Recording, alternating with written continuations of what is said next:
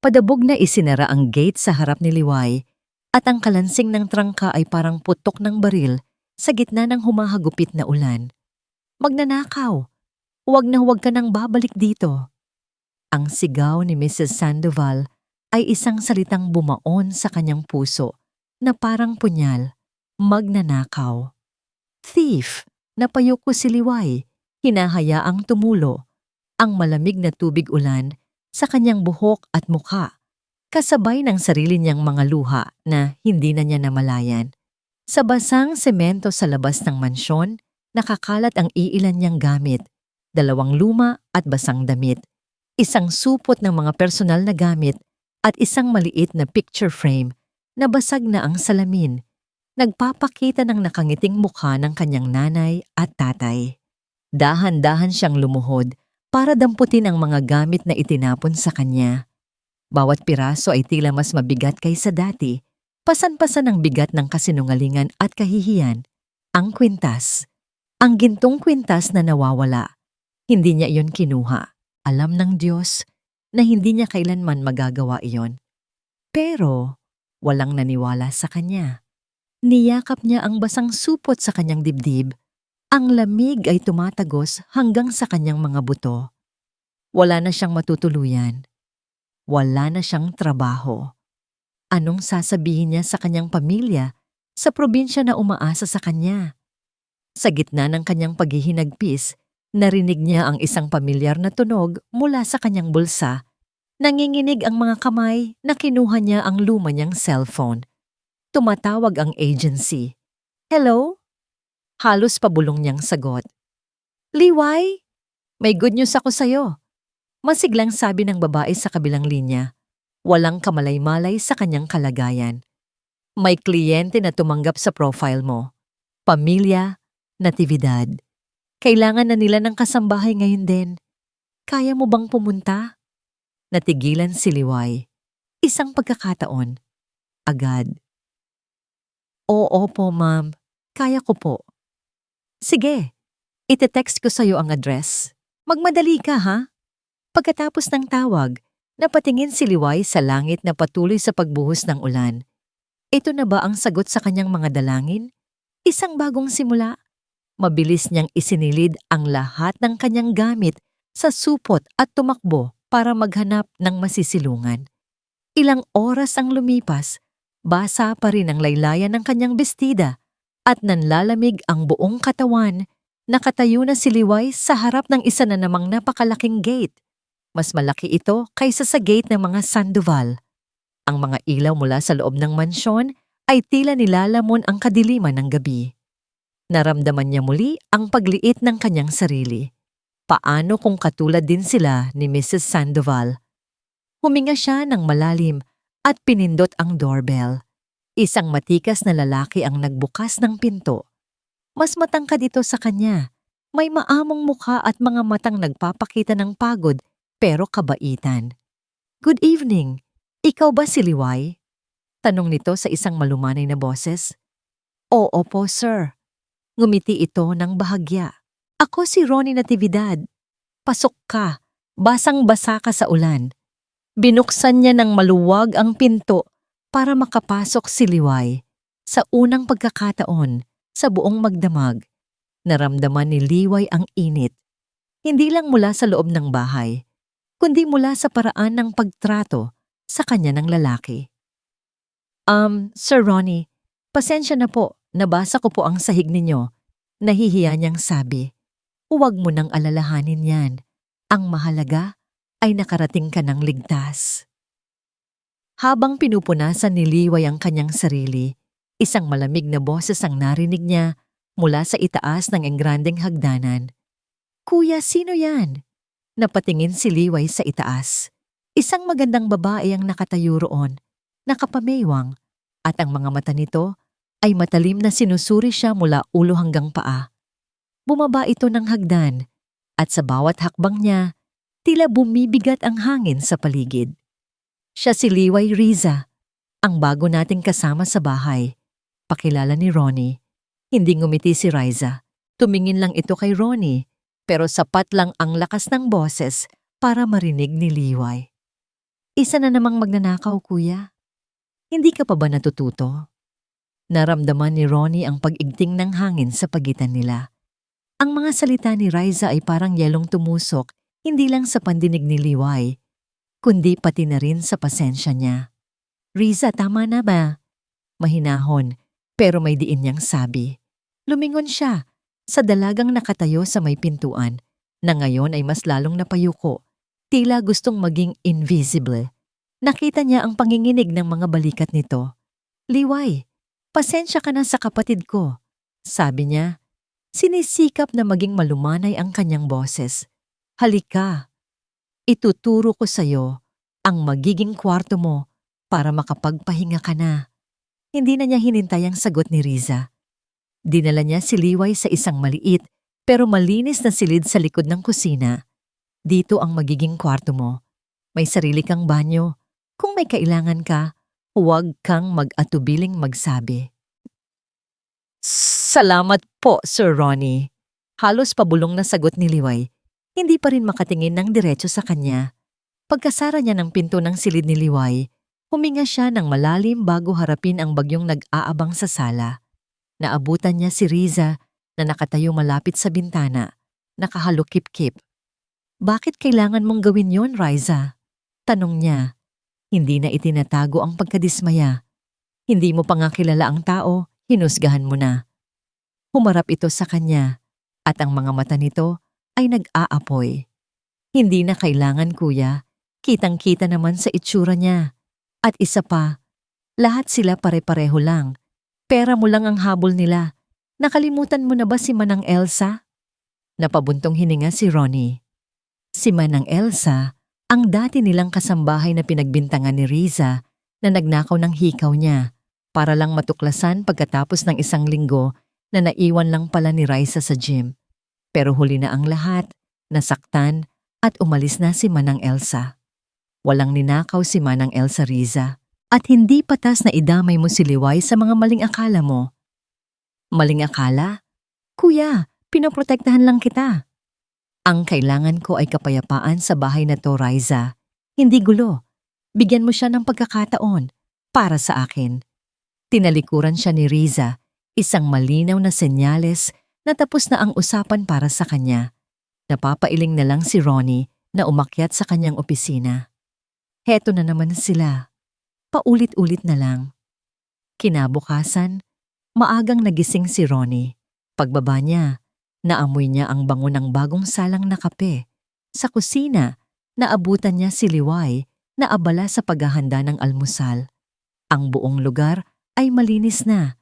Kumikinang ang sahig na dati may bakas pa ng putik mula sa sapatos niya. Gumagalaw si Liway nang may kahusayan at katahimikan. Napahanga siya. Isang hapon, habang naglalakad siya papuntang kusina para kumuha ng tubig, natigilan siya. Nakita niya si Liway na nakatayo sa harap ng isang bookshelf, hawak ang isang luma at makapal na cookbook. Dahan-dahan nitong binubuklat ang bawat pahina at sa mukha nito mayroong isang nangiti. Isang ngiti ng purong pangarap.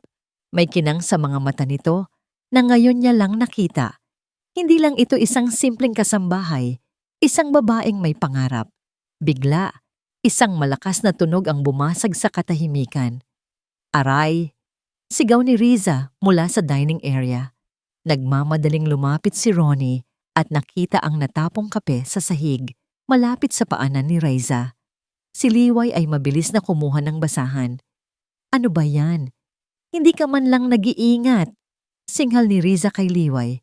Pero nakita ni Ronnie. Nakita niya ang bahagyang pagsadsad ng paa ni Riza sa maliit na mesa. Sapat lang para matabig ang tasa. Hayaan mo na, Liway. Mag-ingat ka. Baka mapasok ka pa. Sabi ni Ronnie na ikinagulat ni Liway. Tumingin si Riza sa kanya at nakita niya ang pagkainis sa mga mata nito bago ito umalis. Kinagabihan, naabutan ni Ronnie si Liway na nagpupunas ng mga pinggan.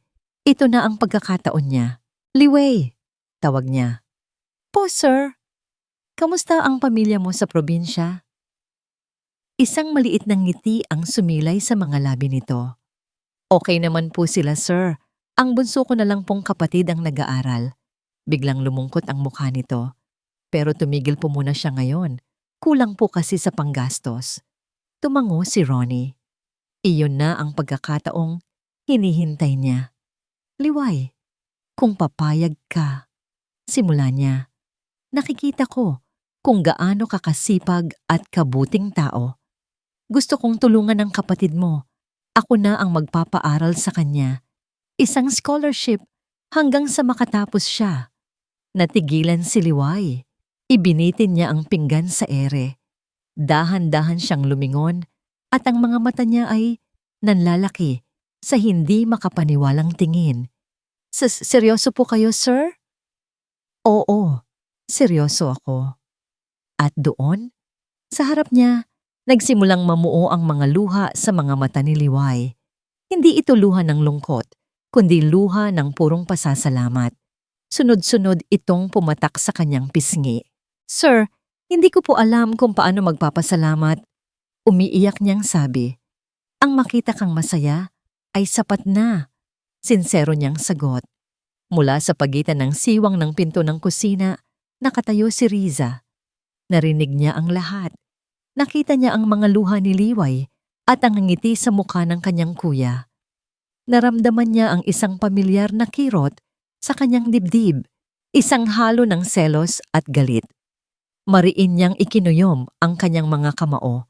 Ang mga kuko niya'y bumaon sa kanyang palad. Hindi ito maaari. Hindi niya hahayaang makuha ng babaeng ito ang atensyon at kabaitan ng kanyang kapatid. Hawak ni Riza ang isang lumang litrato na nakapatong sa kanyang bedside table. Ito lang ang natira sa kanya. Isang masayang pamilya. Siya, si Kuya Ronnie, at ang kanilang mga magulang, nakangiti lahat. Kuha sa isang beach resort. Maraming taon na ang nakalipas. Ang araw bago ang lahat ay nagbago. Isinara niya ang kanyang mga mata, ngunit ang alaala ay malinaw pa rin. Parang isang pelikulang paulit-ulit na ipinapalabas sa kanyang isipan. Ang tunog ng ambulansya, ang mga kumikislap na ilaw, ang boses ng pulis na nagsasabing, I'm sorry ma'am, wala na sila. At ang dahilan, isang 10-wheeler truck na nawalan ng preno. Ang driver, lasing at pagod, ay nakatulog sa manibela, isang lalaki mula sa isang malayong probinsya. Ang probinsya kung saan nalaman niya kamakailan lang nanggaling din si Liway. Para kay Riza, hindi iyon isang pagkakataon lang. Isa iyong sumpa, isang paalala. Ang mga taong tulad nila, mahihirap, desperado, sila ang dahilan kung bakit nawasak ang kanyang mundo. At ngayon, may isa na namang katulad nila sa loob mismo ng pamamahay niya, sa ilalim ng bubong na ipinundar ng kanyang mga magulang. At ang mas masakit, tila nabubulag ang kanyang Kuya Ronnie. Sa panganib, dumaan siya sa tapat ng kwarto ni Liway at narinig niya ang mahinang tawanan nito habang kausap ang pamilya sa cellphone. Opo, inay. Mabait po si Sir Ronnie. Opo, tinutulungan niya po tayo. Naramdaman ni Riza ang pag-akyat ng asido sa kanyang lalamunan. Selos. Bakit ang babaeng ito, na walang ibang ginawa kundi maglinis ng dumi ng iba, ay may buong pamilya pa ring nakakausap, habang siya, ang nag-iisang pamilya na natitira sa kanya, ay unti-unti nang kinukuha nito?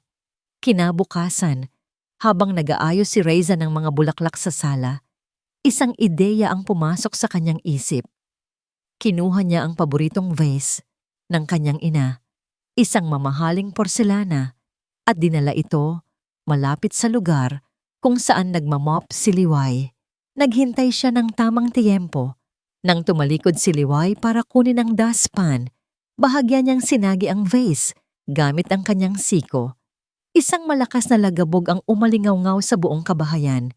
Napatakbo si Liway sa gulat. Ma'am Riza, anong ginawa mo? Di sigaw ni Riza. Ang kanyang boses ay puno ng huwad na pighati habang nakatingin sa basag na vase.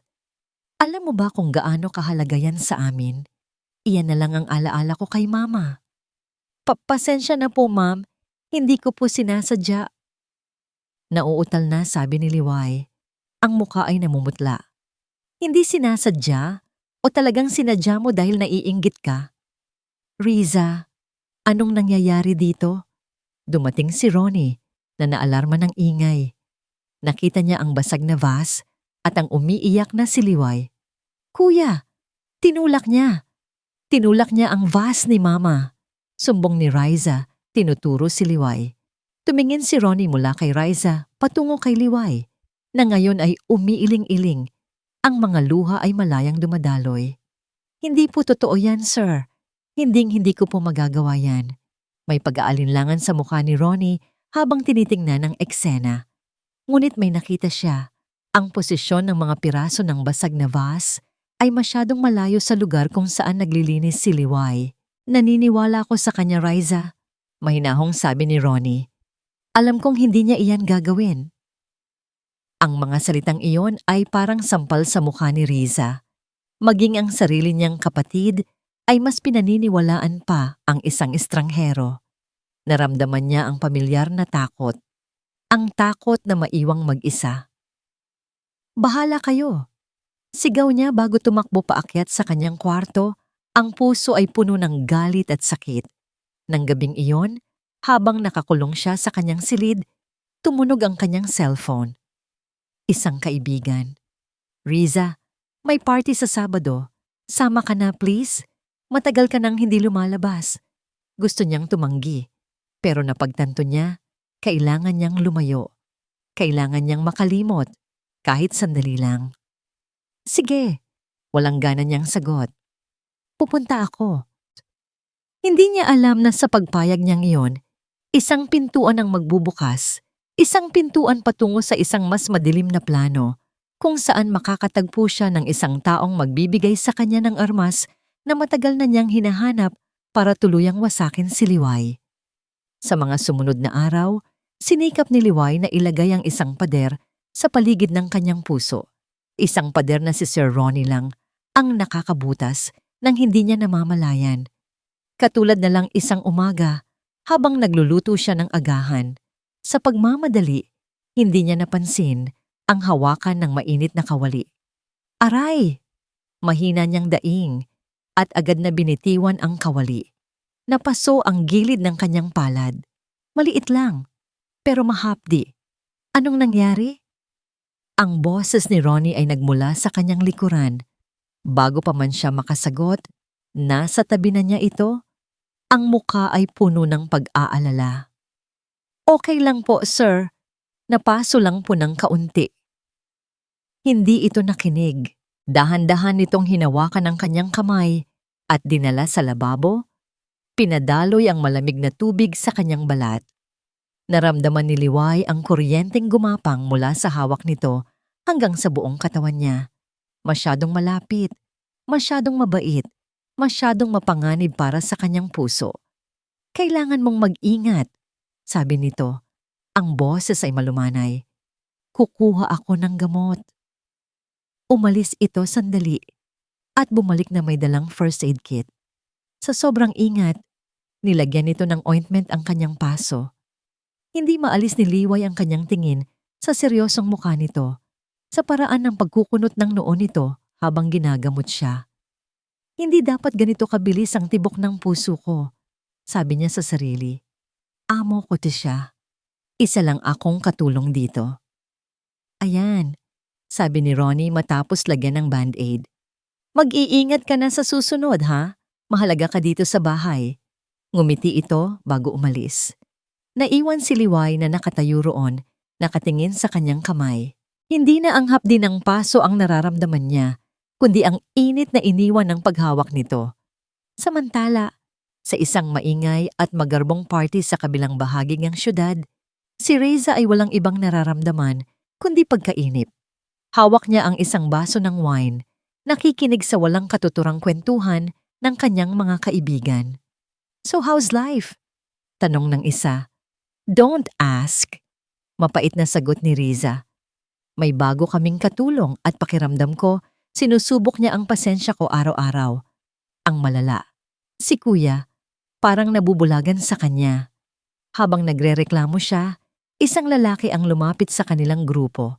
Matikas, nakangiti, at may pamilyar na itsura. Riza Natividad, right? I'm Marco Sandoval. Nagkita na tayo dati sa isang event. Tumango lang si Riza, walang interes.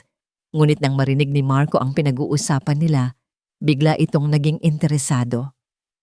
Sorry to interrupt pero naririnig ko, may problema ka sa bago mong kasambahay. Nagkibit-balikat si Riza. You have no idea. Bakit? Anong ginawa? Tanong ni Marco. Ang boses ay puno ng pagkukunwaring simpatsya. She's too good to be true. Masyadong mabait, masyadong masipag. Pero alam ko, may tinatago siya. Nararamdaman ko. Ngumiti si Marco. Ano bang pangalan niya? Liway. Sagot ni Riza. Liway di Magiba. Sa pagbanggit ng pangalan, nakita ni Riza ang pagbabago sa mukha ni Marco. Ang ngiti nito ay napalitan ng gulat na agad naman nitong tinakpan. Lumapit ito at bumulong na parang may sinasabing isang malaking sikreto. Liway di Magiba, huwag mong sabihing siya ang dating katulong namin na nagnakaw ng alahas ni Mama. Nanlaki ang mga mata ni Riza. Para siyang nanalo sa loto. Ito na. Ito na ang ebidensyang kailangan niya. Sinasabi ko na nga ba? Halos pabulong niyang sabi, isang ngiti ng tagumpay ang unti-unting gumuhit sa kanyang mga labi. Kaya pala ganoon na lang ang pakiramdam ko sa kanya. Tumingin si Marco sa paligid. Pagkatapos ay bumalik ang tingin kay Riza.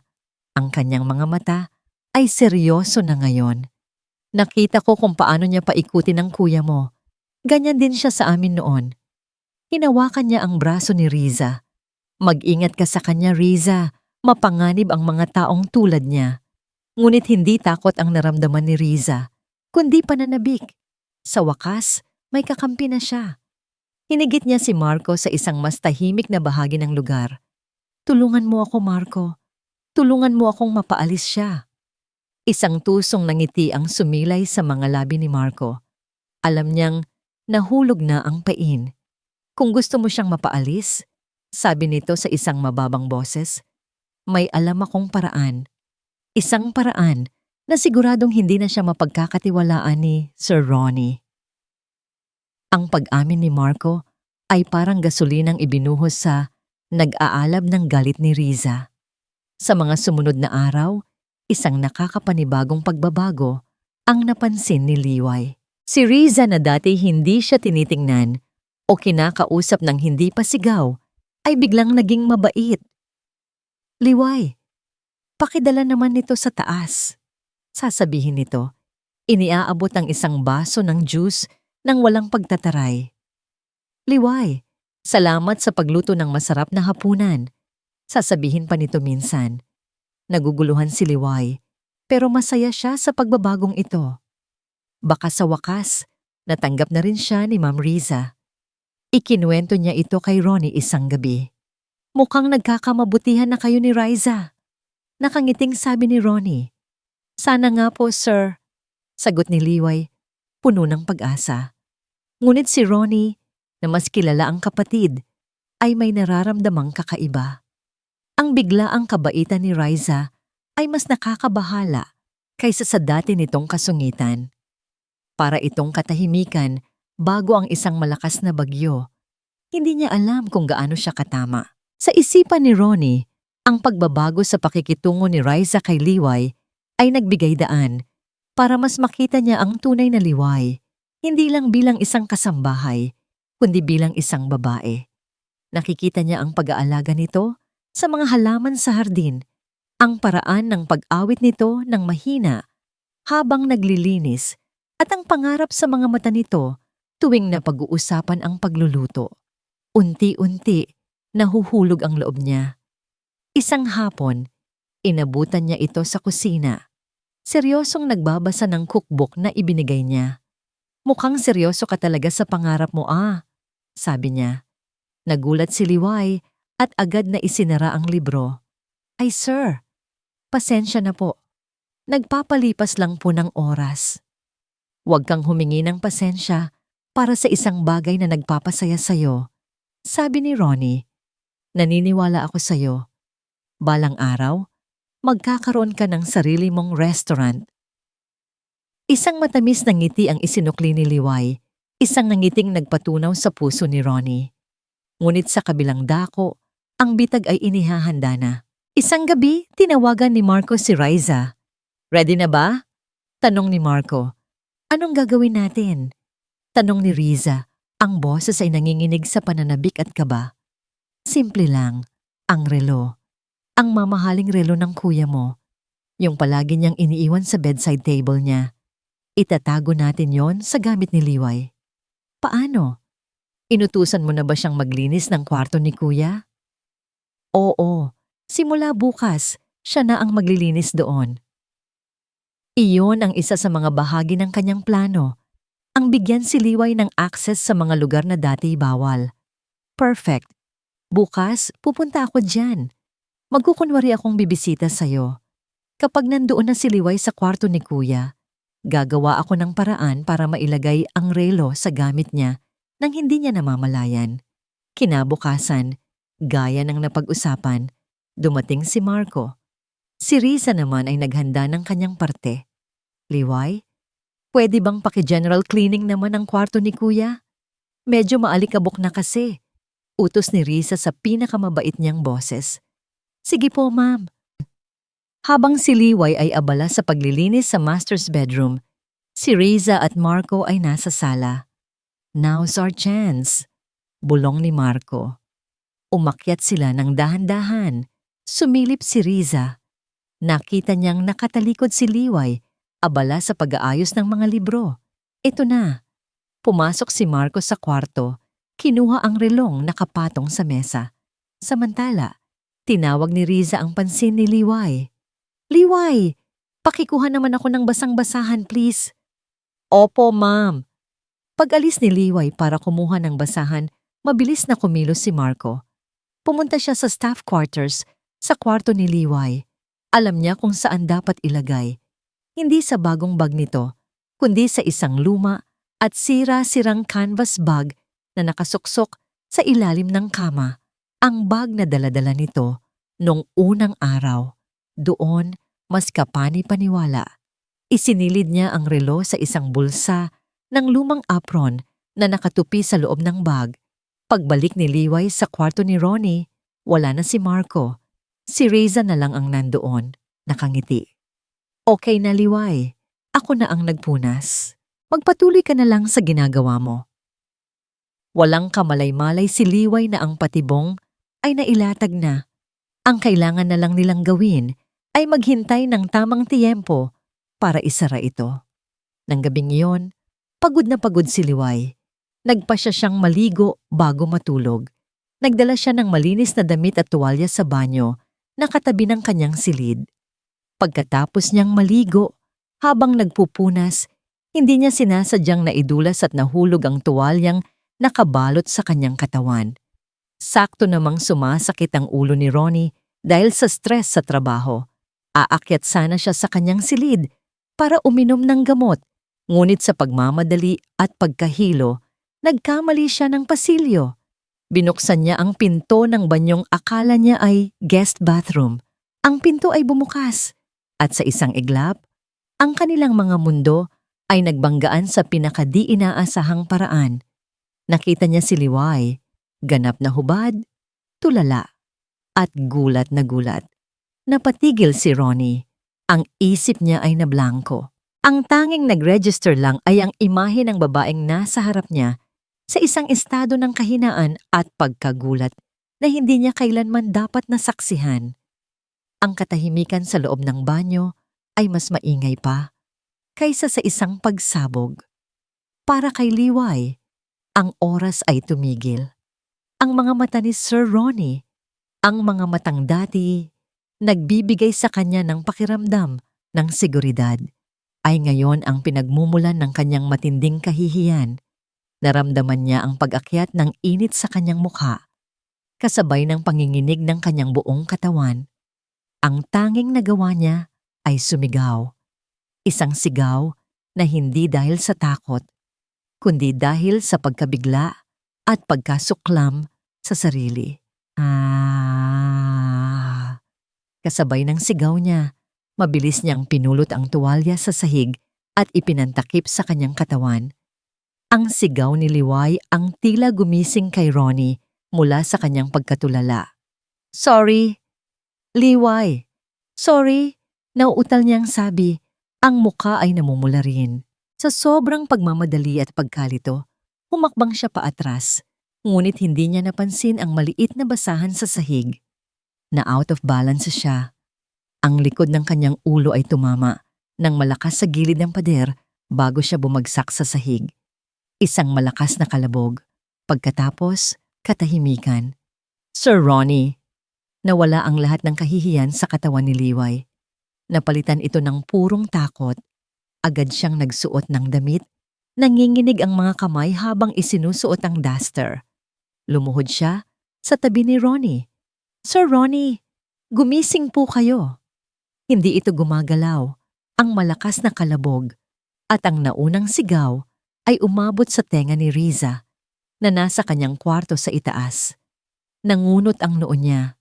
Ano ang ingay na yon? Dali-dali siyang bumaba. Sinundan niya ang tunog na nagdala sa kanya sa pasilyo malapit sa staff quarters. Nakita niya ang bahagyang nakabukas na pinto ng banyo. Dahan-dahan siyang sumilip at ang nakita niya ay isang eksenang hindi niya kailanman inakala. Isang pagkakataong mas perpekto pa kaysa sa kanyang pinlano. Ang kanyang kuya, nakahandusay sa sahig, walang malay. At si Liway, nakaluhod sa tabi nito, ang mukha ay puno ng pag-aalala. Para kay Riza, iisa lang ang interpretasyon ng eksenang yon. Inakit ng babaeng ito ang kanyang kapatid. At nang hindi ito nagtagumpay, sinaktan niya ito. Isang demonyong ngiti ang sumilay sa kanyang mga labi. Ito na ang katapusan ni Liway. Pumasok siya sa banyo. "Anong ginawa mo sa kuya ko?" Sigaw niya, ang boses ay puno ng akusasyon. Nagulat si Liway. "Ma'am Riza, tulungan niyo po ako. Nahimatay po si Sir Ronnie." Ngunit hindi nakinig si Riza. Tiningnan niya si Liway mula ulo hanggang paa. Ang mga mata ay puno ng pagkasuklam. "Huwag ka nang magpanggap, ahas ka. Nakita ko ang lahat. Inakit mo siya, hindi ba? At nang hindi kanya pinatulan, itinulak mo siya." Hindi po totoo yan." Umiiyak na protesta ni Liway. "Sinungaling!" Itinulak ni Riza si Liway palayo sa katawan ni Ronnie. Lumuhod siya at niyugyog ang kapatid. Kuya, gumising ka!" Walang reaksyon si Ronnie. Sa gitna ng kaguluhan, napansin ng mga mata ni Riza ang isang bagay sa sahig. Isang piraso ng bubog mula sa nabasag na pabango ni Liway nang bumagsak ito kanina.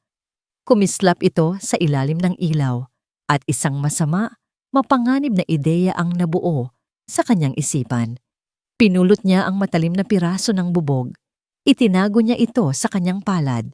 Tumingin siya kay Liway, na ngayon ay nakasandal sa pader, umiiyak at nanginginig sa takot. Pagkatapos, tumingin siya sa piraso ng bubog sa kanyang kamay. Ito na ang pagkakataon niya. Ang pagkakataon para gawing bida ang sarili at kontrabida si Liway sa isang paraan na hinding-hindi na makakabangon pa ang dalaga. Ang kailangan lang niya ay kaunting tapang at isang sigaw. Ang hangin sa loob ng banyo ay mabigat, puno ng tensyon na halos hinihiwa ang balat. Mula sa pananaw ni Riza, ang lahat ay perpektong nakaayos. Ang kapatid niyang walang malay, ang katulong na umiiyak sa isang sulok, at ang sandata na nasa kanyang mga kamay. Huminga siya ng malalim, pinapakalma ang sarili para sa kanyang pinakamagaling na pag-arte. Hindi ka magtatagumpay, bulong niya sa sarili, bago higpitan ang hawak sa piraso ng bubog. Walang pag-aalinlangan, idiniin niya ang matalim na gilid nito sa kanyang braso. Isang matulis na sakit ang gumuhit at naramdaman niya ang mainit na likidong dumaloy pababa sa kanyang balat. Dugo. Ang ebidensya. Tulong! Ang sigaw ni Riza ay mas malakas, mas desperado kaysa sa sigaw ni Liway kanina. Isang sigaw na dinisenyo para umabot sa bawat sulok ng mansyon at sa puso ng sino mang makakarinig. Tinangka niya akong saksakin. Baliw ka na. Anong kasalanan namin sa'yo? Natigilan si Liway sa kanyang pag-iyak. Tumingin siya kay Riza, hindi makapaniwala sa kanyang nakikita at naririnig. Si Ma'am Riza, duguan ang braso at ang mga mata nito ay nakatitig sa kanya na parang isa siyang halimaw. Anong ginagawa ninyo, ma'am? Nauutal niyang tanong. Huwag kang lumapit sa akin. Sigaw ulit ni Riza. Itinapon ang piraso ng bubog sa sahig, malapit sa paanan ni Liway. Isang perpektong galaw para lalong idiin ang dalaga. Sa kalagitnaan ng sigaw ni Riza, nagsimulang gumalaw si Ronnie. Dahan-dahan niyang iminulat ang kanyang mga mata, ang paningin ay malabo pa. Ang unang pumasok sa kanyang pandinig ay ang nakakataranta at puno ng sakit na sigaw ng kanyang kapatid. Riza? Mahina niyang tawag. Kuya, gising ka na. Sigaw ni Riza, ang boses ay nagmistulang boses ng isang biktima. Kuya, tinangka niya akong saktan. Nakikita niya tayong dalawa kaya nagalit siya at sinugod ako. Umupo si Ronnie, hawak ang masakit na ulo. Ang isip niya ay naguguluhan pa. Ang huli niyang natatandaan ay ang nakakahiyang eksena, ang pag-atras niya, at pagkatapos, kadiliman. Ngayon, naririnig niya ang sigaw ni Riza. Nakikita niya ang dugo sa braso nito at si Liway na nakatayo sa sulok na parang isang nahatulang kriminal. Anong nangyayari? Tanong ni Ronnie, sinusubukang iproseso ang lahat. Nakita mo siya, kuya? Hindi ba? Nakita mo ang tunay niyang kulay. Umiiyak na, sabi ni Riza. At alam ko kung bakit niya ginawa ito. Dahil kanina, bago ito mangyari, nalaman kong ninakaw niya ang relo mo. Kaya siya nagpanik. Parang bombang sumabog ang mga salita ni Riza. Ang relo. Anong relo? Tanong ni Liway. Ang boses ay basag na. Wala po akong kinukuhang relo. Sinungaling, sigaw ni Riza. Nasa gamit niya, kuya. Nakita ko kanina. Yun ang dahilan kung bakit siya pumasok sa kwarto mo. At ngayon, tinangka niya tayong patayin para pagtakpan ang krimen niya. Si Liway ay napailing na lang. Ang mga akusasyon ay sunod-sunod. Bawat isa ay mas mabigat kaysa sa nauna. Pagtatangakang pagnanakaw, pang-aakit, pananakit. Isang perpektong kwento ng kasinungalingan na binuo para wasakin siya. Tumingin siya kay Ronnie, umaasang makakita ng kahit kaunting pagdududa sa mga mata nito. Ngunit ang nakita niya ay pagkalito, sakit, at isang anino ng kawalan ng tiwala. Paano niya ipapaliwanag ang sarili? Paano niya lalabanan ang isang eksenang may dugo, may sigaw, at may perpektong kwentong binuo laban sa kanya? Naramdaman niya ang paglamig ng kanyang buong katawan. Ito na ang bangungot na pilit niyang tinatakasan, ang mapagbintangan sa isang kasalanang hindi niya ginawa. Ngunit ngayon, mas malala. Dugo at kasinungalingan ang kalaban niya. Nasa gamit niya, kuya. Hanapin mo. Pagpupumilit ni Riza, ang kanyang mga luha ay patuloy sa pag-agos, isang obra maestra ng panlilinlang. Hanapin mo at makikita mo ang katotohanan. Si Ronnie ay nakatayo na ngayon, kahit medyo nahihilo pa. Ang kanyang isip ay parang isang bagyo. Sa isang banda, mayroon siyang nararamdaman para kay Liway, isang pagtitiwala na binuo sa loob ng ilang linggo. Ngunit sa kabilang banda, naroon ang kapatid niya, duguan, umiiyak, at nagmamakaawa. Ang dugo. Hindi niya kayang baliwalain ang dugo. Kuya, please, maniwala ka sa akin, sabi ni Riza. Ang boses ay nanginginig. Tingnan natin ang gamit niya. Kung nagsisinungaling ako, palayasin mo ako. Pero kung totoo ang sinasabi ko, kailangan mong gawin ang tama. Tumingin si Ronnie kay Liway. Ang mukha nito ay basang-basa ng luha. Ang mga mata nito ay sumisigaw ng tulong ng isang katiting na paniniwala. Sir Ronnie? Nagsimula si Liway. Ang boses ay halos hindi marinig. Wala po akong kasalanan. Maniwala po kayo. Ngunit ang imahe ng duguan niyang kapatid ay masyadong malakas. Ang pag-aalinlangan, gaano man kaliit, ay nagsimulang kumain sa kanyang tiwala. Patingin ang mga gamit mo, Liway, sabi ni Ronnie. Ang boses ay mabigat at walang emosyon. Bawat salita ay parang isang suntok sa sikmura ni Liway. Pero sir, pakiusap, sabi ni Ronnie. Hindi makatingin ng diretso sa kanya. Ang pag-iwas niya ng tingin ang pinakamasakit sa lahat. Iyon na ang senyales. Hindi na siya naniniwala. Nanghihinang sumunod si Liway. Naglakad sila patungo sa kanyang maliit na silid. Si Riza na umaalalay kay Ronnie, na tila isang perpektong larawan ng magkapatid na biktima, at si Liway na naglalakad sa likuran, parang isang kriminal na dinadala sa kanyang bitayan. Pagdating sa silid, walang pag-aalinlangan si Riza. Lumuhod ito at hinila ang luma at sira-sirang canvas bag mula sa ilalim ng kama. Ang mismong bag na dala ni Liway nung gabing dumating siya, puno ng pag-asa. Binuksan ito ni Riza at inilabas ang lahat ng laman sa sahig. Ilang piraso ng damit, ang basag na picture frame ng kanyang mga magulang, at isang nakatuping apron. Kinuha ni Riza ang apron. Mula sa bulsa nito, dahan-dahan niyang inilabas ang isang bagay na kumikinang. Ang gintong relo ni Ronnie. Nalaglag ito sa sahig na may mahinang kalansing, ngunit ang tunog ay umalingaw-ngaw sa buong silid na parang isang malakas na kulog. Napasinghap si Liway. Hindi akin yan. Hindi ko alam kung paano yan napunta dyan. Tumingin si Ronnie mula sa relo patungo sa namumutlang mukha ni Liway. Ito na, ang pisikal na ebidensya, ang huling pako sa kabaong ng kanyang pagtitiwala. Hindi mo alam, sarkastikong tanong ni Riza. Ganyan din ba ang sinabi mo sa dati mong amo, Liway? Magnanakaw. Sa puntong yon, gumuho ang mundo ni Liway. Ang lakas na natitira sa kanyang mga tuhod ay biglang nawala. Napaluhod siya sa sahig. Lahat ng kanyang pinaghirapan, ang tiwala, ang respeto, ang nausbong na pag-asa, lahat ay nawala sa isang iglap. Tatawag ako ng pulis, malamig na sabi ni Riza. Kinuha ang kanyang cellphone. Huwag! Pagmamakaawa ni Liway, nakatingin kay Ronnie. Ang mga mata niya ay puno ng huling hibla ng pagsusumamo. Sir Ronnie, pakiusap. Maniwala po kayo sa akin. Wala po akong kasalanan. Ngunit si Ronnie ay nakatayo lang doon. Ang mukha ay isang blangkong maskara ng pagkadismaya at sakit. Tinalikuran niya si Liway. At sa sandaling iyon, naramdaman ni Liway ang tunay na kahulugan ng pag-iisa. Ilang minuto ang lumipas, dumating ang dalawang pulis.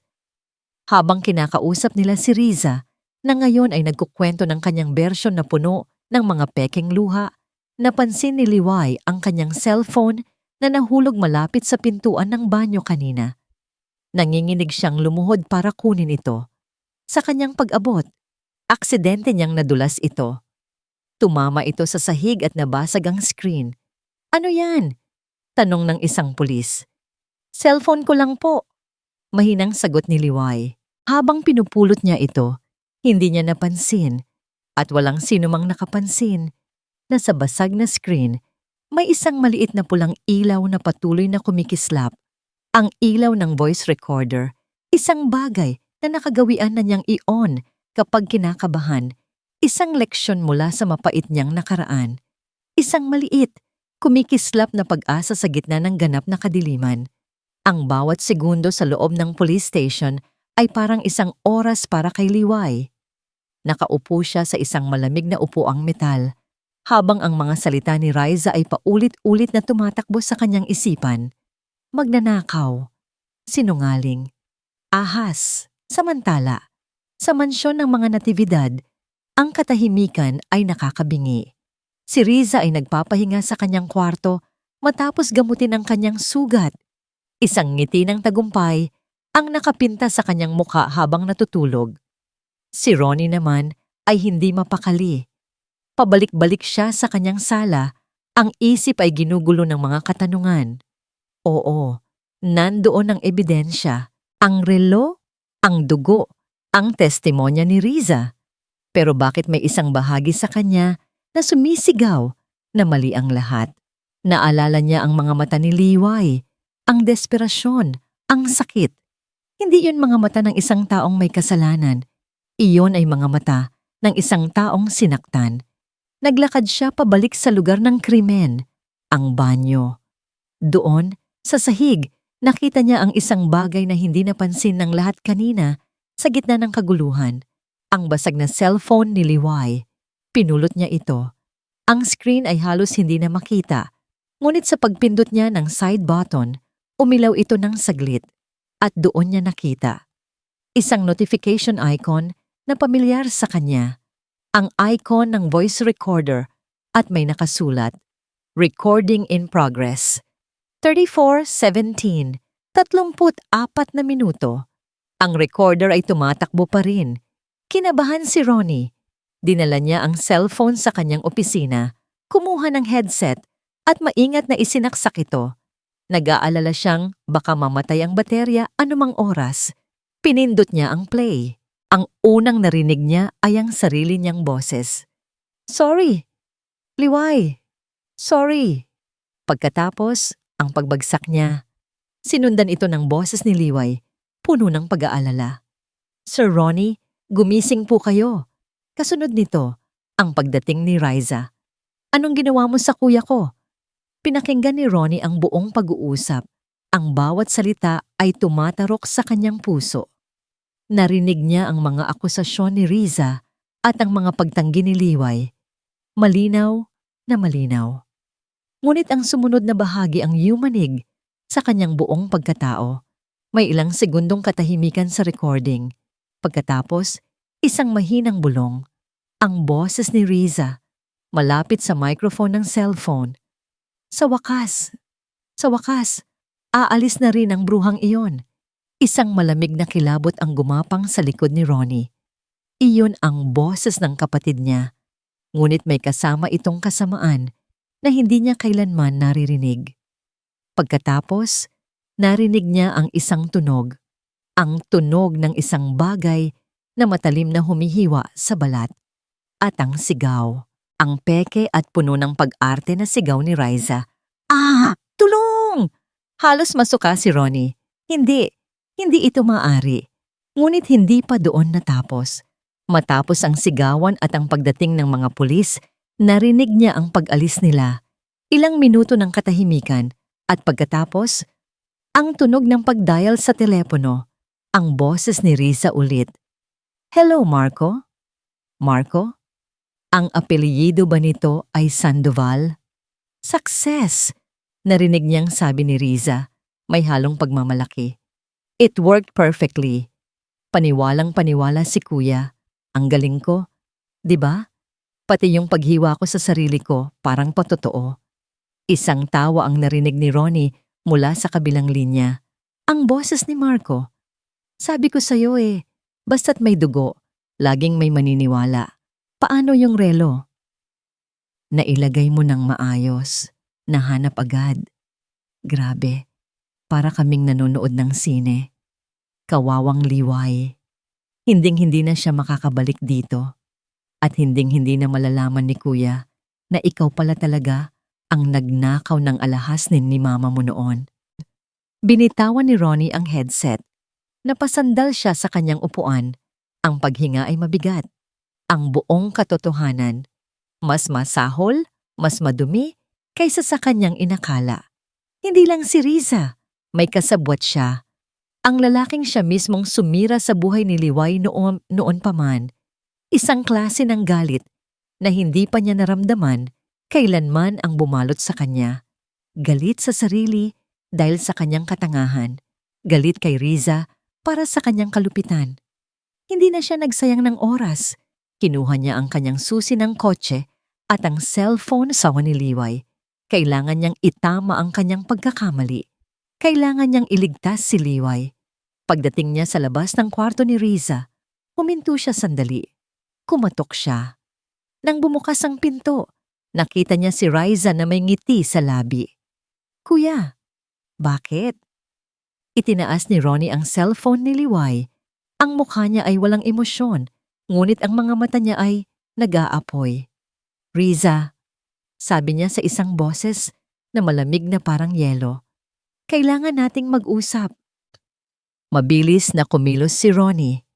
Bago pa man siya umuwi para harapin si Riza, dumaan muna siya sa police station. Dala ang recording bilang solidong ebidensya. Ipinaliwanag niya ang lahat sa mga investigador. Ang kaso laban kay Liway ay agad na ibinasura. Nang makita ni Liway si Ronnie na pumasok sa silid kung nasaan siya, ang una niyang naramdaman ay takot. Ngunit nang makita niya ang ekspresyon sa mukha nito, isang halo ng matinding pagsisisi at sakit, alam niyang may nagbago. "Liway," sabi ni Ronnie. Ang boses ay nanginginig.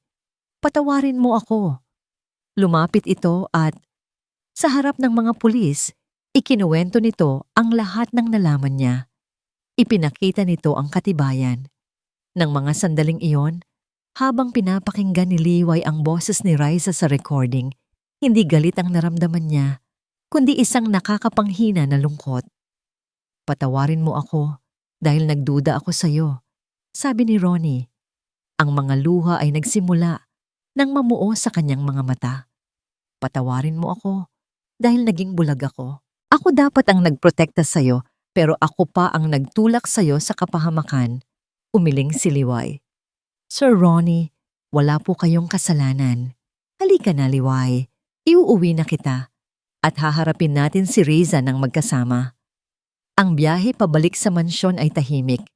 Pagdating nila, naabutan nilang naghihintay si Riza sa sala. Ang kunot noon nitong ekspresyon ay napalitan ng gulat nang makita si Liway sa likod ni Ronnie. "Anong ginagawa niya dito, kuya?" Hindi sumagot si Ronnie. Sa halip, inilabas niya ang cellphone at pinindot ang play. Isinara niya ang lahat ng pinto, walang makakatakas. Pinatugtog niya ang recording sa buong sala.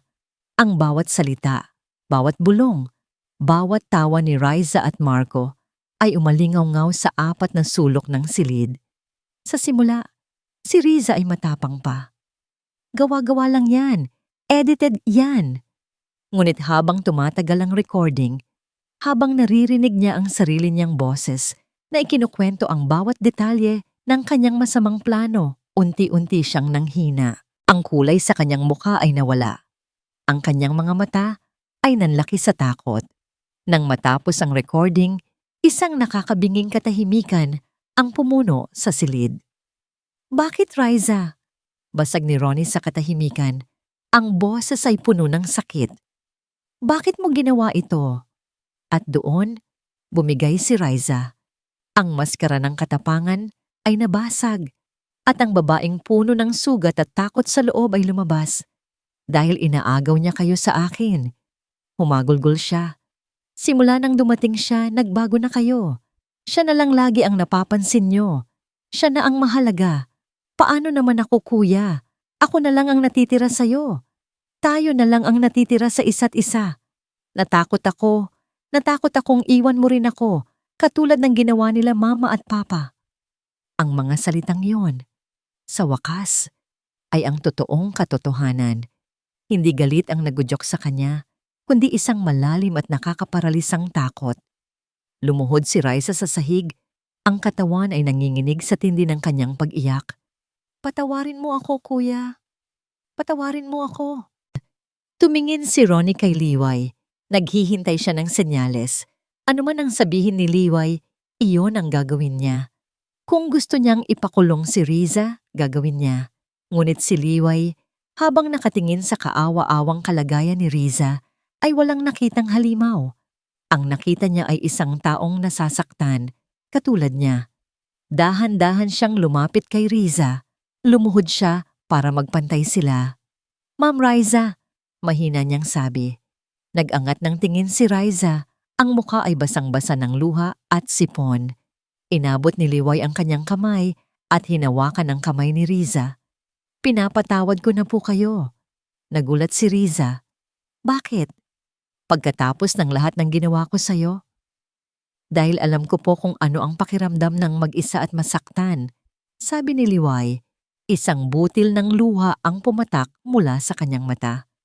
Ayoko na pong may maramdamang ganoong sakit ang kahit sino. Panahon na po para maghilom tayong lahat. Niyakap ni Liway si Riza. Sa simula, nanigas si Riza, ngunit maya-maya, naramdaman niya ang init ng yakap. Isang bagay na matagal na niyang hindi naramdaman. At doon, lalo siyang napahagulgol, hindi na dahil sa takot, kundi dahil sa paglaya mula sa bigat na matagal na niyang dinadala. Tumayo si Ronnie. Kinuha niya ang kanyang telepono. Anong gagawin mo, kuya? Tanong ni Riza. Gagawin ko ang tama. Sagot ni Ronnie. Tatawagan ko ang pulis para isumbong si Marco Sandoval.